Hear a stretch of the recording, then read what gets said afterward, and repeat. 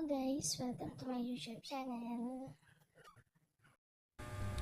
Ayan guys, bali magtitiklop ako ng aking mga nilabhan damit para mabawasan naman ang kalat dito sa amin loob. Ayan, nag-uumpisa na ako magtiklop guys. Ayan, habang nagtitiklop, ibig pa sumayaw eh.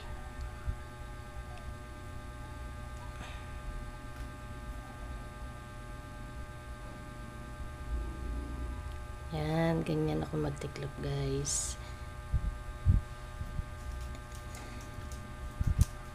Isa-isa sa kaong.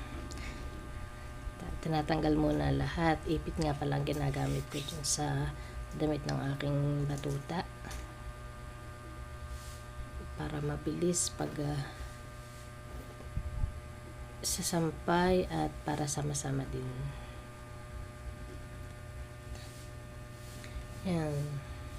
Yan ang routine ng mga mami tuwing umaga, lalo na at nakapasok na ang mga batuta. Kangangiti pa si Meses. Sige Meses, tiklop ka lang ng tiklop. At mamaya ay marami ka pang gagawin. Hindi lang ayan.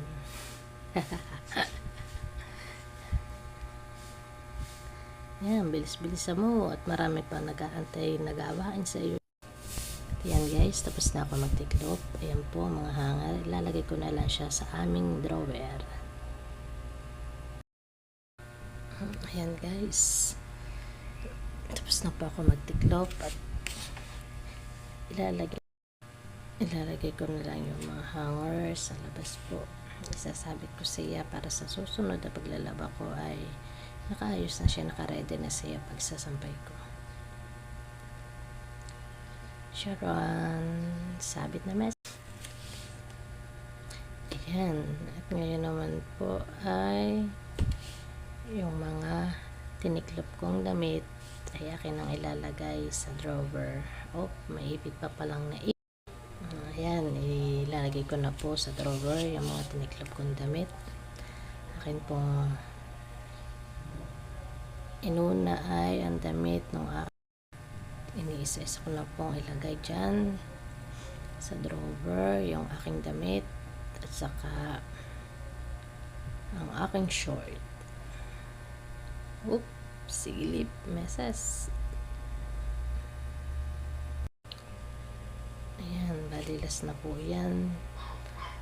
Kumot na lang ang ilalagay sa drawer. Natutuwa na si Meses at malapit na. Ayan. Diyan guys, bali